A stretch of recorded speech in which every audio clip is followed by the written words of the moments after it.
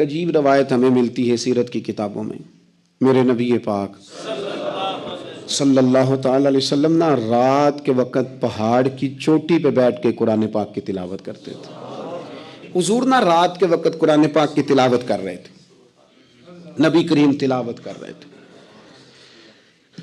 اور جب یاسین والے نبی خود یاسین پڑھے، والضحیٰ والے محبوب جب خود والضحیٰ کی تلاوت کریں، مدثر والے محبوب جب خود مدثر پڑھے تو انداز ہی نرالا. حضور قرآن پاک کی تلاوت کر رہے تھے تو اس تلاوت کی نا آواز گونجی. کہاں تک پہنچی؟ ابو جہل بھی کسی جھاڑی میں چھپ کے حضور کا قرآن سننے لگے. سریلی اتنی تھی، اس میں لطف اتنا تھا. ابو سفیان بھی آ گئے، کسی جھاڑی میں چھپ کے قرآن سننے لگے. اخنس بن شریک بھی آ گیا. تھوڑا نہیں سنا، ساری رات ہی حضور کی تلاوت سنتے رہے. ساری رات تلاوت سن. صبح ملاقات ہوگی، تو کدھر آیا تھا، تو کدھر آیا تھا، تو آج کے بعد نہ آئے کوئی بھی.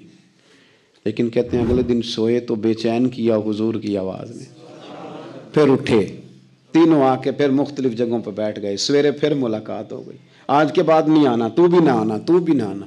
پر کہاں چین لینے دے حضور کی میٹھی آواز، کہاں چین لینے دے حضور کی میٹھی آواز.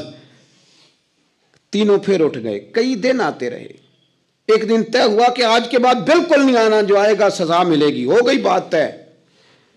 اخنس بن شریک کہتے ہیں میں سویرے ابو جہل کے گھر گیا. میں نے کہا سن، ایک دن نہیں کئی راتیں تو نے بھی سنا، میں نے بھی سنا. دل پہ ہاتھ رکھ کے بتا، وہ جو پڑھتے ہیں وہ حق سچ ہے کہ نہیں؟ کھری بات کر. سنا تو نے بھی، سنا میں نے بھی، ساری رات سنا. بتا بات سچی ہے کہ نہیں؟ تو ابو جہل کہنے لگا ایک ایک حرف سچا ہے، ایک ایک بات سچی ہے. تو مانتا کیوں نہیں؟ پھر تو مانتا کیوں نہیں؟ تو جو ابو جہل نے جواب دیا، خدا را اس پہ غور کرنا، میری منت سمجھ کر اس بات پہ غور کرنا. او پھر تو مانتا کیوں نہیں؟ تو ابو جہل کہنے لگا ہمارے قبیلے کا اور بنو ہاشم کا، حضور سید عالم کے قبیلے کا شروع سے مقابلہ رہا ہے. انہوں نے اگر لوگوں کو کھانے کھلائے تو ہم نے بھی کھلائے. انہوں نے غریبوں کا بوجھ اٹھایا تو ہم نے بھی اٹھایا. انہوں نے اگر گھوڑا دوڑایا تو ہم نے بھی دوڑایا. پھر انہوں نے دعویٰ کر دیا کہ ہمارے اندر ایک نبی آ گیا ہے. اب ہم کیسے مان جائیں اس قبیلے میں نبی آ گیا؟ پہلے کیا کہہ رہا ہے؟ بات بالکل حق ہے. اب کیا کہہ رہا ہے؟ اس کے کہنے کا مطلب یہ ہے کہ اگر میرے قبیلے میں نبی آتا تو میں مان جاتا. او خدا کے بندو، یہ برادری کا بت، قبیلے کو جو بت بنا لیا معاذ اللہ، وہ تعصب بن کے آڑ بن گیا، گروہ پرست ہو گئے. وہ کہنے لگا اس کا مطلب یہ تھا کہ میرے قبیلے میں ہوتے تو میں مان جاتا. قبیلہ دوسرا ہے. خدا را ان بتوں کو توڑنے کی ضرورت ہے. کاش ابو جہل یہ سمجھتا کہ یہ تو رب کی تقسیم ہے نا، واللہ یختص برحمتہ من یشاء. وہ کہتا ہے میں جس کو چاہتا ہوں اپنے فضل سے اپنا خاص بنا لیا کرتا. لیکن یہ گروہی تعصبات، قرآن مجید آپ دیکھیں نا تو یہودیوں کے بارے میں اللہ فرماتے ہیں چونکہ تورات میں بھی حضور کی شانیں، زبور میں بھی حضور کی شانیں، انجیل میں بھی حضور کی شانیں، ہر جگہ اللہ نے اپنے حبیب کے تذکرے کیے. رب کریم فرماتا ہے محبوب یہ جو یہودی ہیں نا، یعرفونہ کما یعرفون ابناءہم. قرآن مجید کے الفاظ پہ غور کیجیے. کہا محبوب یہ آپ کو اس طرح جانتے ہیں، اس طرح پہچانتے ہیں جس طرح کوئی اپنے بیٹے کو پہچانتا ہے. جڑواں بچے ہوں نا، جڑواں شکلیں بھی ایک جیسی ہوں تو اور کوئی پہچانے نہ پہچانے، باپ اور ماں پہچانتے ہیں کہ یہ فلانا ہے، اور یہ ان کو پتہ چلتا ہے. کہا محبوب جس طرح یہ اپنے بچوں کو پہچانتے ہیں نا، اس طرح آپ کو جانتے ہیں. لیکن وہ کہتے پتہ کیا تھے؟ وہ کہتے تھے کہ ہم وہ والی وحی مانیں گے جو ہم پہ آئی ہے، جو بنی اسرائیل کے نبی آئے ان کو مانیں گے. یہ چونکہ حضرت اسماعیل علیہ السلام کی اولاد میں سے ہے رسول رحمت صلی اللہ علیہ وسلم، لہٰذا نہیں مانیں گے. وہ جو گروہی تعصب تھا نا، قبیلے کا تعصب گروہی، وہ لے ڈوبا. وہ تورات پڑھ کے بھی، انجیل پڑھ کے بھی، بلکہ وہ لوگوں کو کہا کرتے تھے رسول آنے والے ہیں، رسول آنے والے ہیں، رسول آنے والے ہیں. لیکن حضور آ گئے حضرت ابراہیم کی اولاد میں سے، حضرت اسماعیل کی اولاد میں سے. انہوں نے کہا جی وہ تو ہمارے قبیلے میں ہوتے تو ہم مانتے. میں نے بھی غور کرنا ہے، آپ نے بھی غور کرنا ہے. یہ سوچیں تو یہودیوں کی ہیں کہ فلانا میرے قبیلے سے ہو تو پھر مانتا ہوں، فلانا فلانی جگہ ہو تو. یہ تو سوچ ہماری نہیں. ہمارے اندر کیسے آ گئی؟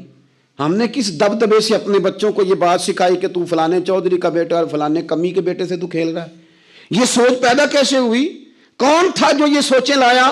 کہاں سے یہ پنپی؟ کہاں آ کے پروان چڑھی؟ اس بنیاد پر لوگوں نے الیکشن لڑے کہ یہ پنجابی ہے، یہ سندھی ہے، یہ بلوچی ہے، یہ فلانا ہے۔ اس بنیاد پر لوگوں کو تقسیم کیا اور لوگ اتنے مائل ہوئے کہ ان بنیادوں پر ووٹ دینے لگے، ان نعروں کے قائل ہو گئے، ان سطحی بنیادوں پر آ کے انہوں نے کام کیا۔ دیکھیں، میں کہہ چکا ہوں کہ ہر قوم کے رسم و رواج سے اختلاف نہیں، لیکن وہ قوم تعصب کا شکار اور اپنے علاوہ کسی کو جانے ہی نہ۔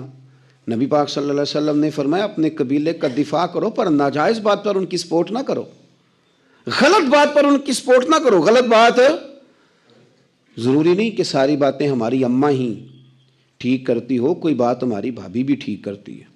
ادب سے کہیں، پیار سے کہیں، سوکھیانہ جملہ نہ بولیں، پر کبھی اماں سے بھی کہیں، ابا جی سے بھی کہیں، یہ بھی کسی کی بیٹی ہے۔ آپ کیوں تعصب کا شکار ہیں؟ ادب سے کہیں کہ یہاں اس کی بات ٹھیک ہے، تیری ٹھیک نہیں۔ خامد بھی کسی وقت اپنی بیوی کو کہے کہ تو ساس بن گیا، تو اس کا مطلب کیا ہے؟ جو بات درست ہے وہ درست ہے۔ آپ حق کے ساتھ کھڑا ہونا شروع ہو جائیں۔ حق کی فتح انسانیت کی فتح ہوتی ہے، سچ کی فتح ملتوں کی فتح ہوتی ہے، ملتوں کی۔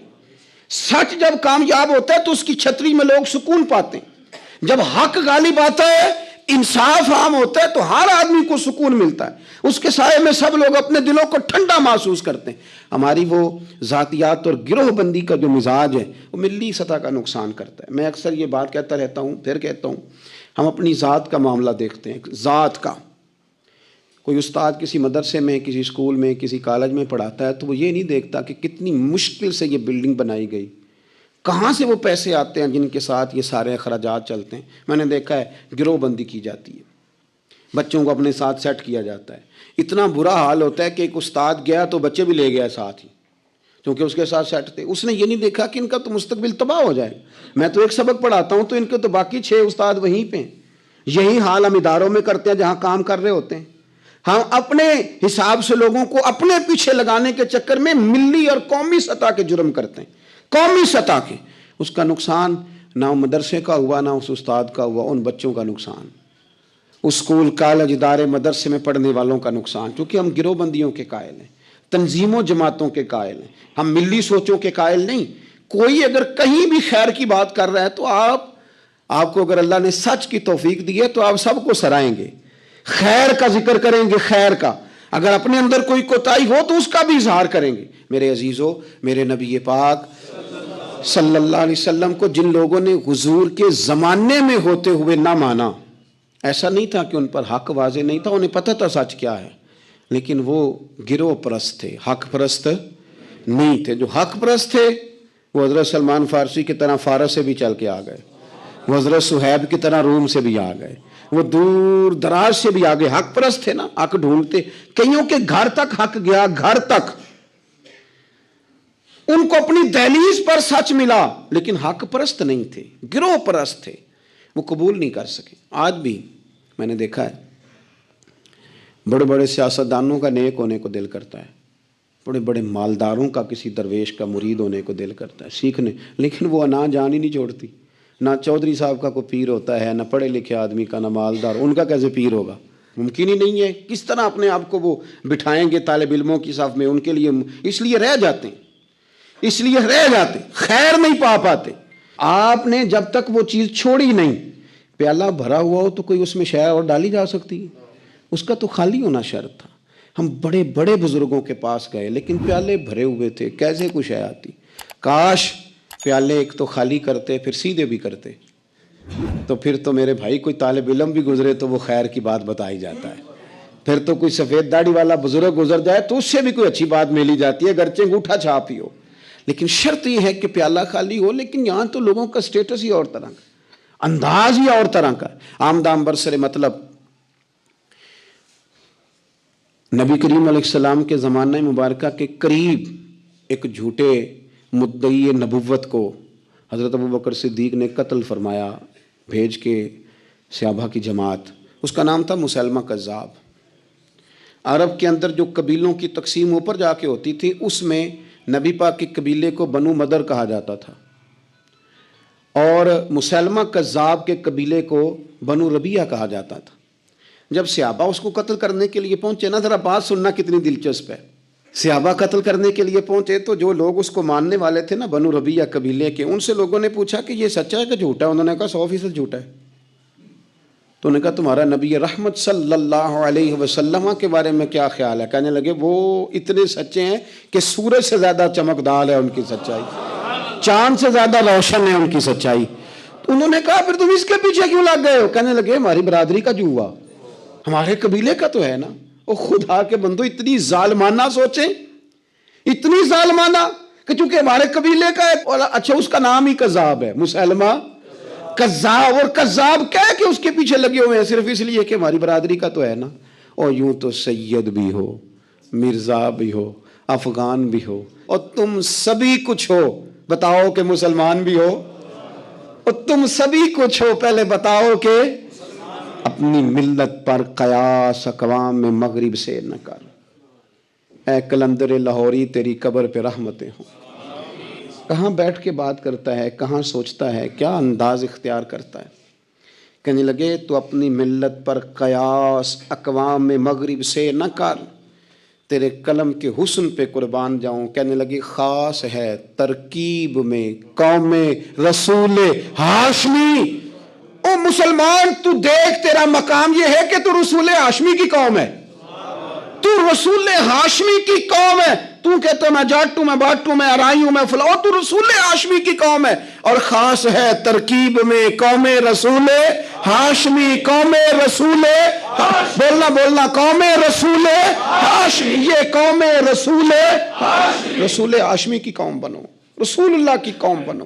ہمیں نہیں بننا فلانی برادری، فلانا قبیلہ، فلانا منصب، نہ قوم رسول. خاص ہے ترکیب میں قوم رسول ہاشمی. رسول ہاشمی کی قوم بنے. آپ کو دیکھ کے لوگ پوچھے یہ کون ہے؟ کہ مصطفیٰ والے. یہ کون ہے؟ رسول خدا والے.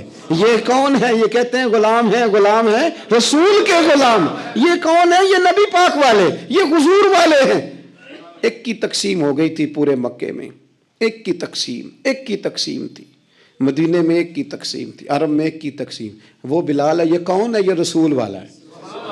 وہ مولا علی شیر خدا، یہ کون ہے؟ یہ رسول والے. وہ جعفر طیار ہیں، یہ کون ہے؟ رسول والے. صدیق اکبر رسول والے، عثمان غنی رسول والے، فاروق اعظم رسول والے، طلحہ زبیر رسول والے. مجھے بتاؤ نا، جب بدر کی جنگ ہو رہی تھی تو تقسیم کیا تھی؟ قبیلوں کی تقسیم تھی، برادریوں کی تقسیم تھی، ملکوں کی لڑائی تھی. ایک کی لڑائی تھی، ادھر ہیں کفر والے، ادھر ہے رسول والے. تو آج اپنی یہ پہچان بنا لو، اعلیٰ حضرت فاضل بریلوی کہتے ہیں میں تو نبی پاک والا ہو کے مرنا چاہتا ہوں. لحد میں عشق رخ شاہ کا داغ لے کے چلے. میں نے یہاں نہ ایک دل پہ داغ لگایا ہے نبی پاک کی محبت. حضور کیوں لگایا؟ فرماتے ہیں میں نے سنا تھا کہ قبر اندھیری ہے، تو یہ داغ لگا لیا ہے، وہاں جاؤں گا تو یہ چراغ بن جائے گا. لحد میں عشق رخ شاہ کا داغ لے کے چلے. اندھیری رات سنی تھی، چراغ لے کے چلے. اور بیدم شاہ وارسی کہتے ہیں میں نے نا اپنے کفن کے اندر حضور کی یادیں چھپا لی. اپنے کفن کے اندر حضور کی یادیں چھپا کے لے گیا. میں مرا نا جب پس مردن فرشتوں نے تلاشی لی تو کیا نکلا. فرشتے آ کے ڈھونڈنے لگے کیا عمل لے کے آیا، کیا عمل ہے. انہوں نے ڈھونڈا، تلاش کی، رجسٹر کھولے، میرا کفن کھولا، ٹٹولا. کہتے پس مردن یعنی بعد مرنے کے، پس مردن فرشتوں نے جو تلاشی لی تو کیا نکلا؟ فقط ایک دل کے گوشے سے خیال مصطفیٰ نکلا، صرف حضور کا خیال نکلا. اور میرے بزرگ فرماتے ہیں عشق سرکار کی ایک شمع جلا لو دل میں، بعد مرنے کے قبر میں بھی اجالا ہوگا. حضور والے بن کے جیو گے نا تو پھر حضور والے بن کے مرو گے، اور جب حضور والے بن کے مرو گے تو حضور والے بن کے اٹھو گے. اور جو حضور والے بن کے اٹھیں گے نا، حضور والے بن کے اٹھیں گے، ان کا مقام یہ ہوگا کہ رضا اب پل سے وجد کرتے گزریے. ہمیں کوئی کسی کا ڈر ہے؟ ہم تو وجد کر کے گزریں گے. کیوں کہ ہے رب سلم صدائے محمد. ہم رسول والے بن کے جیے تھے، رسول والے بن کے مرے، رسول والے بن کے اٹھے. وہ دیکھو ہمارے رسول سلامتی کی دعائیں مانگ رہے ہیں. تو رضا پل سے وجد کرتے گزریے.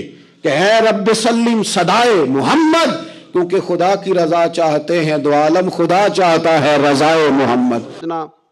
ابن عمر رضی اللہ تعالیٰ عنہ بیان کرتے ہیں کہ نبی پاک صلی اللہ تعالیٰ علیہ وسلم نے اپنے صحابہ کے درمیان بھائی چارہ قائم کیا، مہاجرین اور انصار کو آپس میں بھائی بھائی بنایا، سب کو بھائی بھائی بنا دیا تو حضرت مولا علی شیر خدا ہی باقی رہ گئے، تو حضرت علی نے رونا شروع کر دیا۔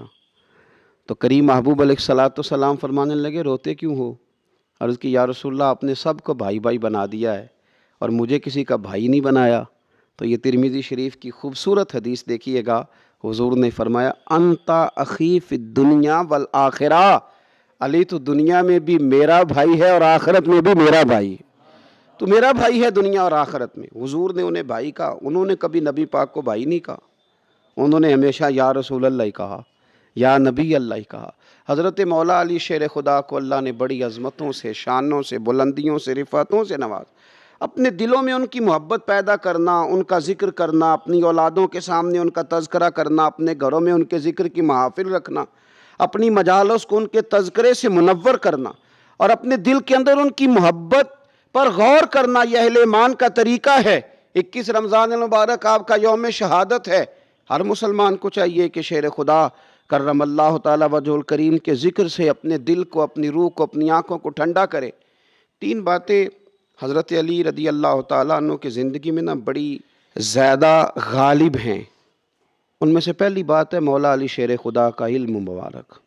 حضور نے فرمایا میں علم کا شہر ہوں اور علی اس کا دروازہ ہے۔ یہ جو علم و حکمت ہوتا ہے یہ بڑی راہیں کھولتا ہے، علم آدمی کو بااعتماد کر دیتا ہے، علم انسان کو بہت ساری ترقیوں کی طرف لے جاتا ہے، اور یہ علم ہی ہے جس کی برکت سے انسان خدا رسول کی بارگاہ تک رسائی حاصل کرتا ہے۔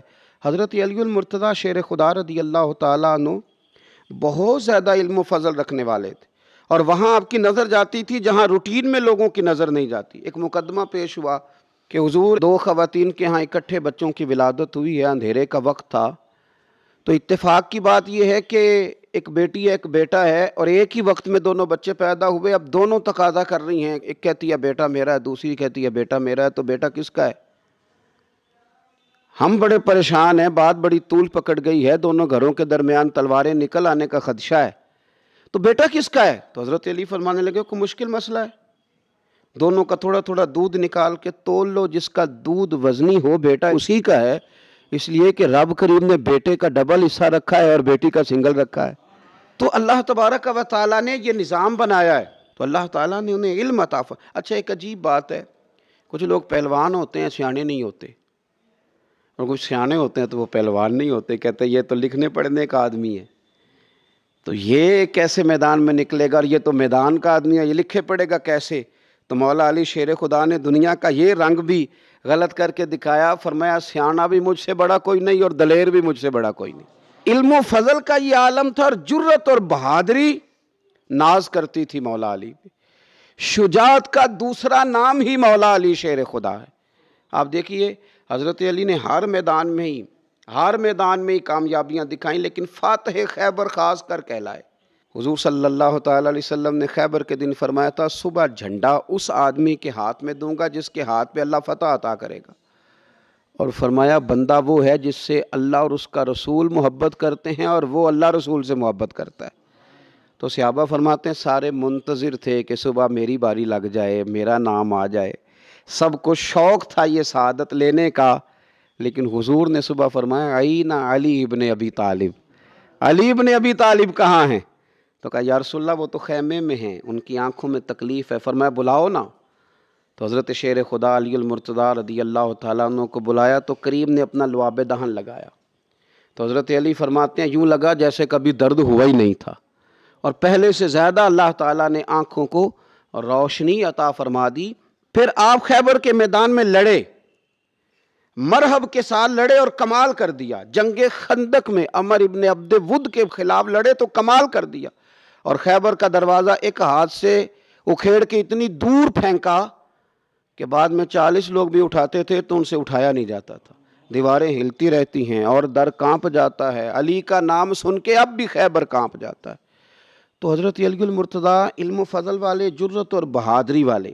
اور پھر تیسری بات جو ان کی زندگی میں میری سمجھ میں آئی ہے بہت زیادہ تھی، وہ تھا ورع، تقویٰ، زہد. مال و دولت کے ساتھ دلچسپی نہیں.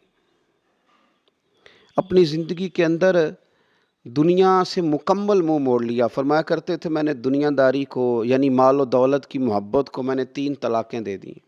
یہ ہمارے قریب ہی نہیں آتی.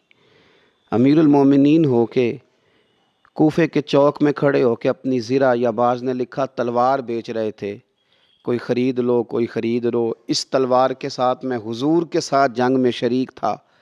تو لوگوں نے کہا بیچتے کیوں ہیں؟ فرمانے لگے تہمت پھٹ گئی ہے، پیوند لگنے کی جگہ بھی نہیں بچی. اگر میرے پاس تہمت کے پیسے ہوتے تو میں اسے کبھی نہ بیچتا. وہ تو خزانوں کی کنجیاں رکھنے والے لوگ تھے. پھر یہ کیوں کہہ رہے ہیں؟ اس لیے کہ تعلیم ہو لوگوں کو کہ مال کا آ جانا یا مال کا حاصل کرنا یا مال کی ضرورت ہونا یہ برا نہیں، لیکن مال کو دل میں جگہ نہیں دی جاتی، مقصود مال نہیں بنایا جاتا. اگر چھوٹے بچے کے لیے وہ چیزیں ڈھونڈتے ہو، میرے ابا جی نا اپنے نواسے کے لیے کھلونا لے کے آئے تو بچہ بڑا ہی کھیلا تو ابا جی کہنے لگے لو پیسے پورے ہو گئے. میرے بچے کو پسند بڑا ہے نا، پیسے پورے کر چھڑے نے، دیکھو نا جی کتنا اس کو راضی ہوا ہے. تو انسان کیا کرتا ہے کہ کوشش کرتا ہے، چھوٹا بچہ بھی ناراض نہ ہو تو وہ چیزیں وہ ڈھونڈتا ہے کہ اس کو کیا پسند ہے، چاکلیٹ لے جاؤں، فلاں چیز لے جاؤں، آئس کریم لے جاؤں. تو ایک بچے کے لیے، گھر کے لیے، سربراہ کے لیے اتنی محنت کرتے ہو تو وہ کام بھی ہمیں ڈھونڈ کے تلاش کرنے چاہیے نا، جس سے رب راضی ہوتا ہے، اللہ راضی ہوتا ہے. بتاؤں وہ کون کون سے کام ہیں؟ نبی کریم صلی اللہ تعالیٰ علیہ وسلم نے ارشاد فرمایا 3 لوگ ہیں جنہیں دیکھ کے رب مسکراتا ہے. یا رسول اللہ صلی اللہ علیہ وسلم وہ کون کون سے؟ تو محبوب فرمانے لگے ایک وہ بندہ ساری مخلوق سوئی ہے، آدھی رات ہے، رات کا پچھلا پہر ہے، اس نے اٹھ کے وضو کر لیا، مصلی پہ کھڑا ہو گیا خدا کی یاد میں. فرمایا اسے دیکھ کے رب مسکراتا ہے جو اس کی شان کے لائق ہے. مسکراتا ہے اللہ. یہ تو سونے کا ٹائم تھا، یہ تو گہری نیند آنے کا وقت تھا، رات کا پچھلا پہر. رات پوے تے بے درداں نو نیند پیاری آوے، تے درد منداں نو یاد سجن دی ستیاں وی آن جگاوے. اور ساون کی کالی راتوں میں جب بوندا باندی ہوتی ہے، وہ راتوں کو اٹھ اٹھ روتے ہیں جب خلقت ساری سوتی ہے. اللہ مسکراتا ہے. اور سننا میرے بھائی، میرے نبی پاک صلی اللہ تعالیٰ علیہ وسلم فرماتے ہیں جب مسلمان نماز کے لیے صفیں بناتے ہیں نا، ترتیب لگ رہی ہوتی ہے، اب اللہ کی بارگاہ میں کھڑے ہوں گے، قیام کریں گے، رکوع کریں گے، سجود کریں گے. فرمایا جب مومن صفیں بناتے ہیں تو رب دیکھ کے مسکراتا ہے، مسکراتا ہے. کمال ہو گئے عروج بندگی کا. جب بندے کو دیکھ کے رب مسکرائے، خدا بندے سے خود پوچھے بتا تیری رضا کیا ہے، مسکراتا ہے. اور میرے نبی پاک علیہ السلام فرماتے ہیں جب مجاہد جہاد کے لیے صفیں سیدھی کرتے ہیں، آج تو یہ رب کے نام پہ مرنے ہی آ گئے، یہ صفوں میں کھڑے ہوں گے، ترتیب سے لڑیں گے، ترتیب سے گلا کاٹیں گے کافروں کا یا شہادت لیں گے. فرمایا جب جہاد کے لوگ صفیں بناتے ہیں تو رب انہیں دیکھ کے مسکراتا ہے.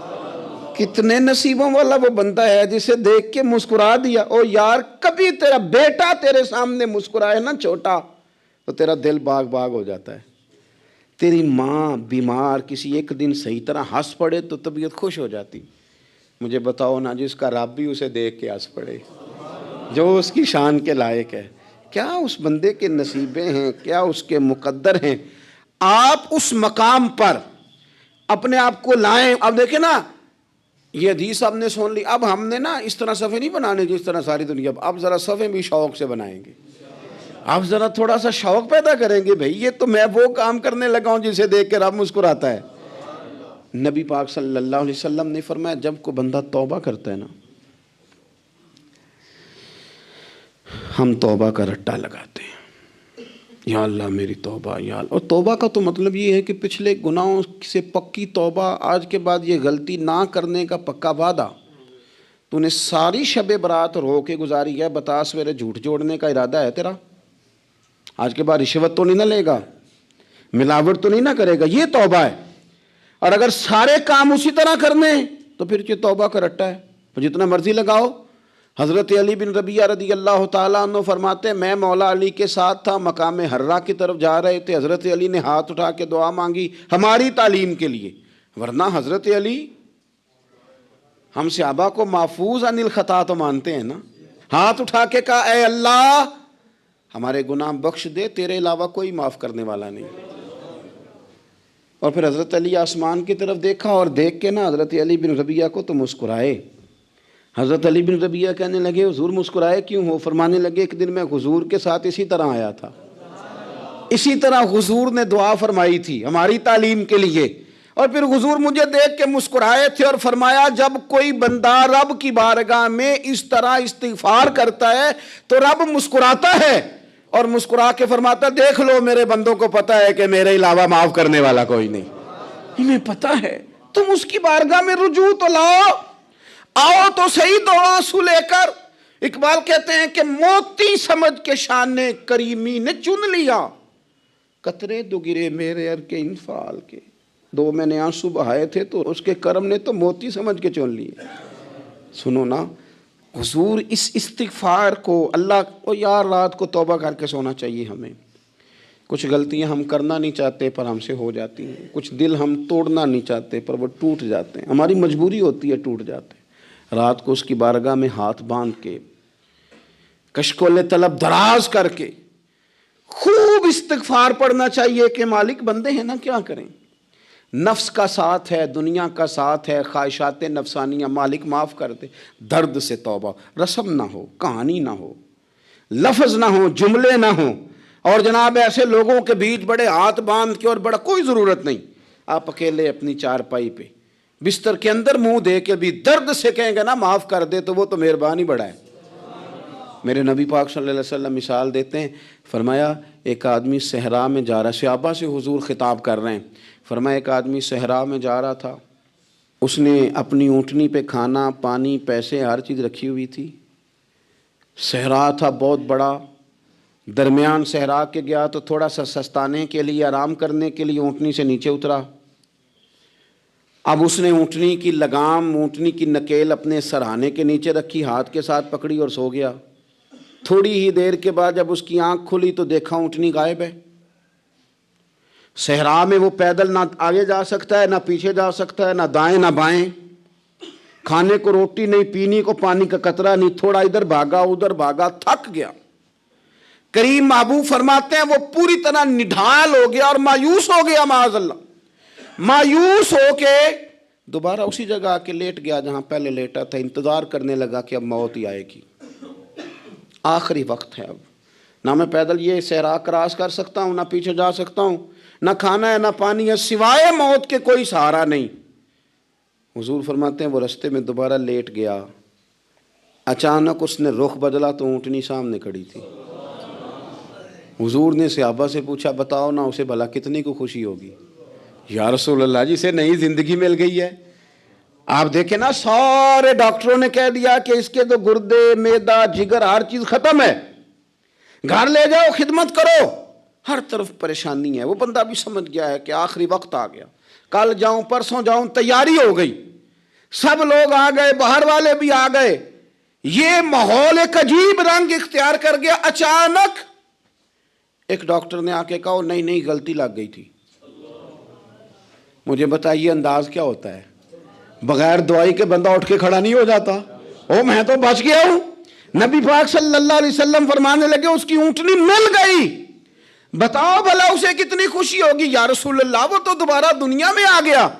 حضور فرمانے لگے اسے کچھ بھی خوشی نہیں ہوئی۔ جب کوئی رب کا گناہ گار بندہ آ کے توبہ کرتا ہے، رب کو اس سے کئی گنا زیادہ خوشی ہوتی ہے۔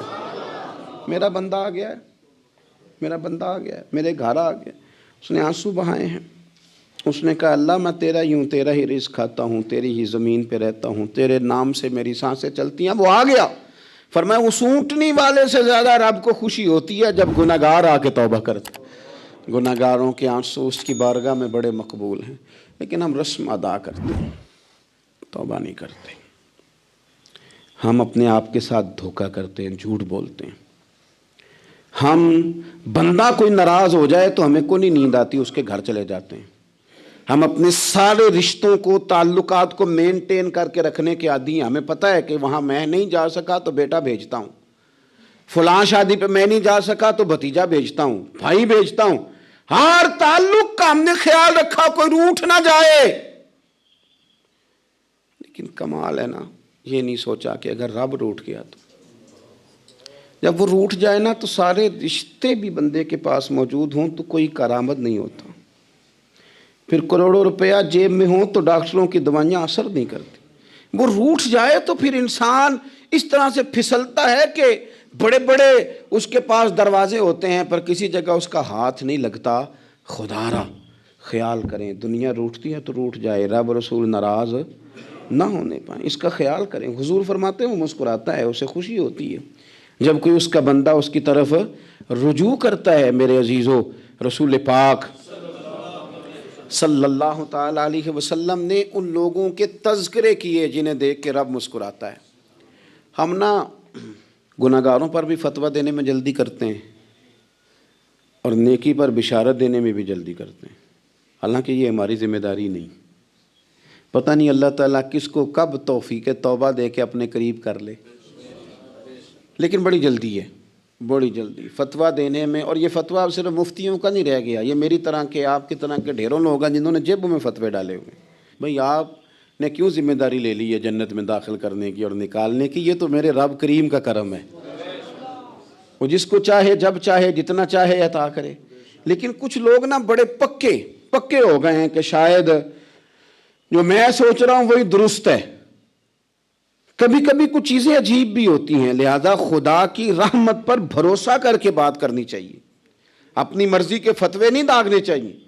وہ دیکھو جی فلانا بندہ یوں کر رہا ہے، آپ کو پتہ ہی نہیں پوری بات کا، آپ کو علم ہی نہیں پوری بات کا۔ حضرت بہاءاللہ نقشبند بخاری رحمۃ اللہ علیہ فرماتے ہیں میں حج کرنے گیا تو وہاں میں نے ایک آدمی کو کروڑوں کا کاروبار کرتے دیکھا تو میرے دل میں خیال ہے یہاں بھی اللہ اللہ کرنی چاہیے تھی، دنیا داری کر رہا ہے۔ لیکن فرماتے ہیں حج سے فارغ ہوئے تو میں نے دیکھا وہی بندہ سارا کچھ رب کی بارگاہ میں خیرات کر رہا ہے، اور سینکڑوں غریب حاجی ہیں جن کو پورے خرچے دے رہا ہے۔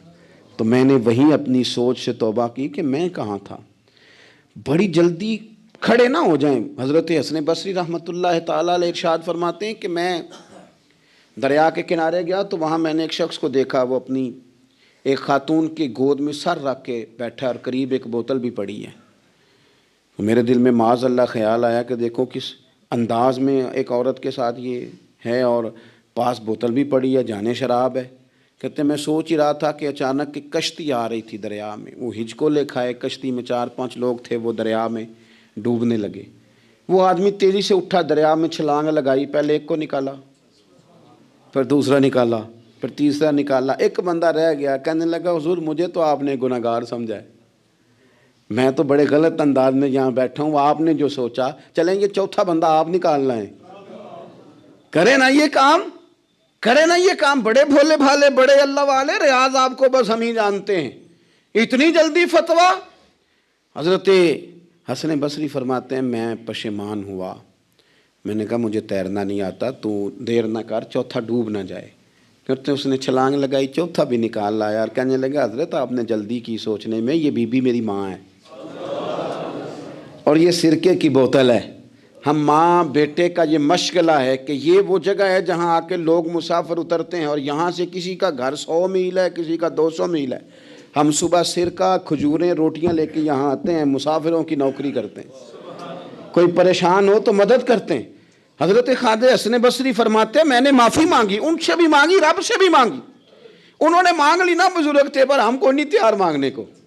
ہم ہر وقت بدگمانیاں، وہ فلانے جرم کرتا تھا، میں اسے اب کیسے نیک مان لوں؟ بھئی اب وہ نمازی ہے، خدا کے گھر آتا جاتا ہے، اب اللہ کی بارگاہ میں حاضر ہوتا ہے، جب رب نے معاف کر دیا تو بھی سوچ بدل جا۔ سنیں حضور کیا فرماتے ہیں۔ نبی پاک صاحب العلاق صلی اللہ تعالی علیہ وسلم فرماتے ہیں، مسند امام احمد بن حنبل دیکھیے، فرمایا رب اس وقت بڑا ہی مسکرائے گا جب قاتل بھی جنت میں جائے گا، مقتول بھی جنت میں جائے گا۔ یا رسول اللہ مقتول تو گیا، یہ قاتل کیسے چلا گیا؟ حضور فرماتے ہیں جائے گا اور رب مسکرائے گا جو اس کی شان کے لائق ہے۔ یا رسول اللہ کس طرح؟ تو نبی پاک صلی اللہ علیہ وسلم فرمانے لگے اس نے ایک مومن کو قتل کیا تھا، وہ شہید ہو کے جنت میں چلا گیا، اب اللہ نے بعد میں اسے توبہ کی توفیق دے دی۔ پہلے اس نے کلمہ پڑھا، پھر یہ میدان میں اترا، کافروں سے لڑا، یہ شہید ہوا، رب نے اسے بھی جنت دے دی۔ قاتل بھی جنت میں، مقتول بھی جنت میں، اور بات اتنی انوکھی ہے کہ رب دیکھ کے مسکرا رہا ہے جو اس کی شان کے لائق ہے۔ ہم جلدی میں ہیں، ہم انتظار نہیں کر رہے کہ شاید توبہ کر جائے، ہم انتظار نہیں کر رہے، لیکن میرے عزیز اتنی جلدی نہ کریں۔ سوچوں کا صاف ہونا، ذہنوں کا پاک ہونا، اور لوگوں کے بارے میں گمان کا اچھا ہونا۔ آپ کسی نفسیات کے ڈاکٹر کے پاس چلے جائیں، اسے کہیں ٹینشن بڑی ہے، میں ان کے مضامین پڑھتا رہتا ہوں، وہ سب سے پہلا سبق آپ کو یہ پڑھائیں گے کہ اچھا سوچا کریں۔ اچھا سوچنے سے بندہ تندرست رہتا ہے۔ کس سے بندہ تندرست رہتا ہے؟ ہیں جی واقعی، یعنی اس والے پڑوسی کے بارے میں بھی اچھا سوچنا ہے گھر میں، اس والے کے بارے میں بھی، چھوٹے بھائی کے بارے میں بھی اچھا سوچنا ہے، اور بڑے کے بارے میں بھی اچھا ہی سوچنا ہے۔ یعنی اپنی برادری قبیلے کے بارے میں بھی اچھا سوچیں، جو قبیلے کا نہیں اس کے بارے میں بھی چلیں تھوڑا سا اچھا سوچ لیں۔ اپنے بارے میں تو اچھا سوچا ہے بڑا، میں کہتا ہوں کہ ہم اپنی غلطیوں سمیت اپنے آپ سے بڑا پیار کرتے ہیں، اور دوسرے کی ایک غلطی نظر آ جائے تو ہمیں گھین آنے لگ جاتی ہے۔ آپ جلدی نہ کریں، مالک نے موقع دیا ہے بندوں کو، نہ وہ کسی کا رزق چھین رہا ہے، نہ سانسیں چھین رہا ہے، وہ اپنی زمین پہ چلنے بھی دے رہا ہے، رہنے بھی دے رہا ہے۔ تو جب اس نے موقع دیا ہے آپ بھی تھوڑا موقع دیں۔ اللہ بڑا کریم ہے، دروازے کھولے گا، اس کے بندے اس کی بارگاہ تک پہنچیں گے۔ بدگمانیاں اور پھر بدگمانیوں کا عروج، اور اس لیول تک جا کے بات کر دینا ہے کہ جہاں سے خوف آئے کہ یار یہ بات نہیں کرنی چاہیے تھی۔ رسول کائنات سرور دو عالم صلی اللہ تعالی علیہ وسلم فرماتے ہیں کہ اللہ مسکراتا ہے۔ دیکھو ہمارے ہاں نا ایک اور بھی مسئلہ بن گیا ہے، میں نے کچھ لوگوں کو نا پکا، میرے پیارے ہیں، محبت ہے مجھے، تو میں چونکہ آپ میری کلاس ہیں، میں مشاہداتی اور تجرباتی باتیں بھی کر لیتا ہوں، اسی کی روشنی میں کئی دفعہ گفتگو بھی تیار کرتا ہوں۔ کچھ لوگوں نے نا پکا ذہن بنا لیا یہ کہنے کا کہ ہاتھ بڑا تنگ ہے، پکا، آپ جس وقت پوچھ لیں ان کا ہاتھ اور بڑا ہی زیادہ تنگ ہے۔ آپ یقین کریں، بہن کا جو خامند ہے وہ کہہ رہا ہے جا حصہ لے کے آ، تیرے بھائیوں کی کمائی تو نہیں، تیرے ابا کی ہے، لے کے آ۔ وہ بیچاری اس کی منتیں کر رہی ہے، کہتی ہے اگر جاؤں گی نا تو وہ کہیں گے حصہ لے جا، آج کے بعد ہمارے گھر نہ آنا، میرا دروازہ نہ بند کرو، مہربانی کرو۔ اور بھائی سے بات کرتی ہے تو کہتا ہے ہاتھ ہی بڑا تنگ ہے، جب ٹھیک ہوگا تو دے دوں گا۔ نہ کریں یہ ظلم۔ ہمارے اپنے تڑپتے رہتے ہیں اور ہماری دولتیں اندر پڑی رہتی ہیں، ہمارے اپنے چھوٹی چھوٹی ضروریات کے لیے پریشان ہوتے ہیں، لیکن ہم بڑے بڑے بہانے ہیں ہمارے پاس، کہتے ہیں یہ نکما ہے، یہ نکھٹو ہے، یہ کام نہیں کرتا، اس میں فلانا ہے، بے فلانا ہے، بلے میں نے نہیں ساتھ چلنا۔ اظہار جب آپ کے اندر پیدا ہوتا ہے نا، اظہار، جب کسی کے لیے آپ حساس ہوتے ہیں تو آپ کو بھی سرور حاصل ہوتا ہے۔ نہ کریں یہ کام کہ آپ کو اللہ نے وسعت دی ہے اور ہر وقت آپ ہاتھ تانگ ہونے کا رونا رو رہے ہیں، ہر وقت آپ یہ کہہ رہے ہیں میں بڑی آزمائش میں ہوں، جب خدا نے آپ پہ نہیں ڈالی تو اتنے جھوٹ بولنا صرف اس لیے کہ میرے پیسے بچ جائیں، صرف اس لیے کہانی سنانا کہ حالات میرے بڑے خراب ہیں کہ کوئی بندہ میرے سے کوئی تھوڑا بہت قرض نہ مانگ لے۔ سنو، نبی پاک صلی اللہ علیہ وسلم کے پاس مہمان آ گیا، بخاری مسلم ہے، حضور نے ازواج مطہرات کے گھروں میں پیغام بھیجا کچھ چیز ہے ضیافت کے لیے، یا رسول اللہ کچھ بھی نہیں، یہ دو جہاں کے شاہ ہیں اور پاس کچھ رکھتے نہیں، دو جہاں کی نعمتیں ہیں ان کے خالی ہاتھ میں، یا رسول اللہ کوئی چیز بھی نہیں۔ حضور نے صحابہ کے مجمع پہ نظر ڈالی، یا رسول اللہ صلی اللہ علیہ وسلم حکم ہو، تو حضور فرمانے لگے تم میں سے کوئی بندہ ہے جو اسے گھر لے جائے روٹی کھلائے۔ ایک صحابی اٹھے فوراً، حضور میں لے کے جاتا ہوں کھانا کھلاتا ہوں، فرماتے ہیں میرے گھر میں صرف بچوں کا کھانا تھا، یہ نہیں کہ فریزر بھرا ہوا ہے نعمتوں سے، صرف بچوں کا کھانا، یہ نہیں کہ کسی کو دیکھ کے اپنی ہنڈیا پہ برتن دے لیا، صرف بچوں کا کھانا۔ کہتے ہیں گھر گیا، بیوی سے کہا کیا کیفیت ہے، کہنے لگی بچوں کی روٹی ہے۔ میں نے کہا بچے سلا دے، صبح ناشتہ کر لیں گے۔ تو کہنے لگی آپ کیا کھائیں گے؟ تو میں نے کہا نہ میں کھاؤں گا نہ تو کھائے گی، مہمان جو نبی پاک کا ہے۔ کہا اچھا، اب ذرا تجویز دیکھو میاں بیوی کی سوجھی آپس میں۔ کہتے ہیں کھانا لگا دینا، کیونکہ ایک آدھ بندے کا کھانا ہے۔ اپنی غربتوں کا ہر جگہ اظہار کرنا، رونا رونا، یہ دیکھو غربت کیسے چھپائی جا رہی۔ اس کو کہا نہیں کہ چل تو تھوڑا رحم کھا، تو آیا ہے تو تھوڑا رحم کھا، یہ نہیں کہا۔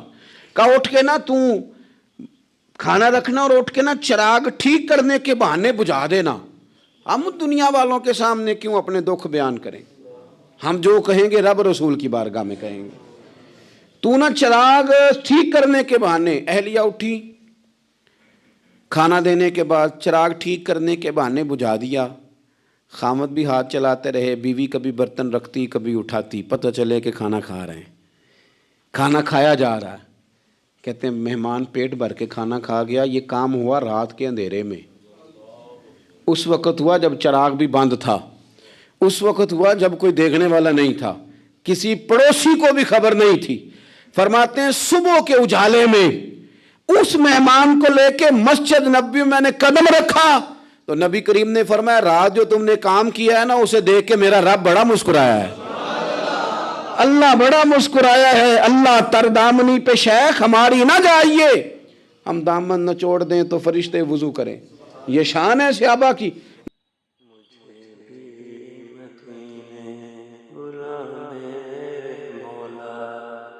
مجھے بھی مدینے بلا میرے مولا، کرم کی تجلی دکھا میرے مولا، کرم کی تجلی دکھا میرے مولا۔ بہت بے قراری کے عالم ہوئے، بہت بے قراری کے عالم ہوئے، میری بے قراری مٹا میرے مولا، مجھے بھی مدینے بلا میرے مولا، کرم کی تجلی دکھا میرے مولا۔ یہ دونوں جہاں تیرے زیر اثر ہے، جو تجھ کو نہ مانگے بڑے بے خبر ہے، نہیں جانتے جو بھی تیری غضب کو، انہیں غفلتوں سے زدا میرے مولا، انہیں غفلتوں سے زدا میرے مولا، مجھے بھی مدینے بلا میرے مولا، کرم کی تجلی دکھا میرے مولا۔ شفاعت کا وعدہ کیا تو نے جس سے، شفاعت کا وعدہ کیا تو نے جس سے، گناہ گار امید رکھتے اس سے، سفارش کرے تجھ سے امت کی آقا، سفارش کرے تجھ سے امت کی آقا، تو کرنا سبھی کا بھلا میرے مولا، مجھے بھی مدینے بلا میرے مولا، کرم کی تجلی دکھا میرے مولا۔ نبی کریم علیہ السلام نے فرمایا رب رات مسکرایا تیرا یہ انداز دیکھ کے، اور اس نے قرآن نازل کیا وَيُؤْثِرُونَ عَلَىٰ أَنفُسِهِمْ وَلَوْ كَانَ بِهِمْ خَصَاصَةٌ۔ کچھ لوگ وہ ہیں جنہیں بڑی بھی ضرورت ہو تو دوسروں پر اثار کر دیتے ہیں، قربانی دے دیتے ہیں۔ رب مسکرایا ہے، اندر پیسے رکھے ہوئے ہیں، اندر پیسے رکھے ہوئے ہیں، اور بہن آ کے منت کر رہی ہے کہ بھائی حالات بڑے خراب ہیں، تھوڑی سی مہربانی کر، تو کہتے ہیں بہن پردہ ہی ہے بس، کیسے بتاؤں تجھے حالات، تجھے کیا بتاؤں کام کتنی مشکل سے چلتا ہے، یہ پردہ یہ بس۔ بہرحال اگر تو نے کہا ہے نا 50,000 تو میں زیادہ نہیں، کوئی 20 کو دے دوں گا تجھے، وہ بھی خاصی نیکی کر کے، وہ بھی بتا سکھا کے۔ رات اماں پہ علیحدہ سے احسان چڑھاؤں گا، ابا پہ علیحدہ سے چڑھاؤں گا کہ تمہاری بیٹی کے ساتھ تعاون کر رہا ہوں، سارے علاقے کو ویسے ہی بتاؤں گا۔ اور وہ غریبنی بیچاری 20,000 لے کے گھر گئی ہے، پہ سفارشیں کر رہی ہے کہ مہربانی کرو۔ میں نے ایسے بھی دیکھے ہیں جو پہلے بیوی کو پکڑاتے ہیں، تو دے، اس لیے کہ پھر وزیر اعظم تو ڈنڈا نکال لے گا تو بڑا مشکل ہو جائے گا پھر گھر میں رہنا، لہذا وہ یہ تو آگے لگ۔ یہ کیا لہجہ ہے آپ کا؟ یہ تو کسی کو بھی دیں تو چھپا کے دینے کا حکم ہے، کسی کو بھی دیں تو ہمیں حکم یہ ہے کہ سیدھے ہاتھ سے دینا ہے، الٹے کو خبر۔ اور یہ جو بالکل ہی اپنے ہیں، ان پر تو پردہ پوشی آپ کے لیے ویسے ہی ضرورت تھی۔ میرے عزیز، رب مسکراتا ہے، میرے نبی پاک علیہ السلام نے یہ اعمال ہمیں بتائے جن پر اللہ مسکراتا ہے، خوش ہوتا ہے۔ اور بعض لوگوں کو حضور نے نامینیٹ کیا، حضرت سعد بن معاذ رضی اللہ تعالیٰ عنہ عظیم صحابی تھے۔ یہ وہ خوبصورت صحابیاں جن کے جنازے کو کندھا میرے نبی پاک نے عطا فرمایا، حضور نے کندھا عطا فرمایا۔ کمال ہو گئی، نرخ بازار محبت کا انوکھا ہی ہو گیا، خود خریداروں میں شامل آ کے مولا ہو گیا۔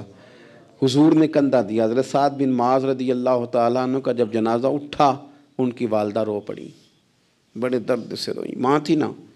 ان کی آواز جب حضور تک گئی تو نبی پاک نے فرمایا آنسوؤں کو روک لے، آواز کو کم کر لے، تیرے بیٹے کی تو جب روح پرواز ہوئی ہے تو رب مسکرایا ہے۔ جس کے آنے پہ رب راضی ہو، مسکرا دے جو اس کی شان کے لائق ہے۔ یہ تو وہ لوگ ہیں کہ جن کے جانے پر نا رب، وہ کسی نے کہا تھا کہ میرے مرنے پہ ہر سو شور مچ جائے گا، دیکھو گے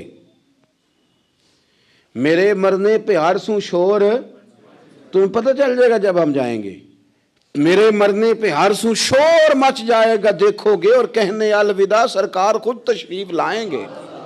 اور درویش کہنے لگے بعد مرندے مکھڑا میرا ہو جاوے جے تازہ، پھر سمجھ لینا محبوب میرے نے آن پڑے ہے جنازہ۔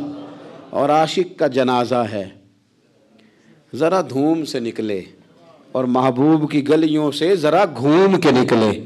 فرمایا کہ ان کے تو جانے پہ رب کریم۔ اور حضور نے ایک دعا بھی دی۔ حضرت طلحہ رضی اللہ تعالیٰ عنہ صحابی تھے، ان کا وصال ہو گیا تو حضور نے دعا بھی دی۔ فرمایا یا اللہ جب میرا طلحہ ہے نا تو اس سے مسکرا کے بات کرنا، یہ تجھ سے مسکرا کے بات کرے جو تیری شان کے لائق ہے۔ تو اللہ تعالیٰ غائب درجے راضی ہوتا ہے۔ ایک دفعہ پھر بات دہراتا ہوں، جو میدان میں ڈٹ کے شہید ہو رب اسے دیکھ کے مسکراتا ہے جو اس کی شان کے لائق۔ جو توبہ صحیح کریں، سچی کریں، رب انہیں دیکھ کے مسکراتا ہے جو اس کی شان کے لائق ہے۔ جو نماز کے لیے صفیں بنائے رب انہیں دیکھ کے مسکراتا ہے۔ جو جہاد کے لیے صفیں بنائے رب دیکھ کے مسکراتا ہے۔ جو لوگ صبح پچھلے پہر اٹھ کے عبادت کریں رب انہیں دیکھ کے مسکراتا ہے۔ اور جو کبھی کبھی بھوکے رہ کے دوسروں پر قربان کر کے احسان کر دیں رب انہیں دیکھ کے مسکراتا ہے۔ بہت